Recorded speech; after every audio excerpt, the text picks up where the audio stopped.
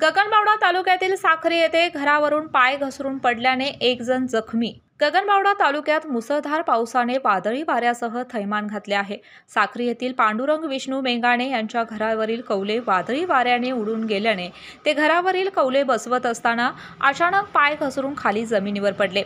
खाली डांबरी रस्ता असल्याने त्यांच्या डोक्याला जबर मार बसला असून जास्त रक्तस्राव होऊ लागल्याने त्यांना पुढील उपचारासाठी 108 रुग्णवाहिकेतून किरवे या गावापर्यंत पाठवण्यात आले। मात्र किरवे या ठिकाणी पुराची पातळी वाढल्याने रुग्णास अतिशय कष्टाने पुरातून वाट काढत कोल्हापुरात पाठवण्यात आले।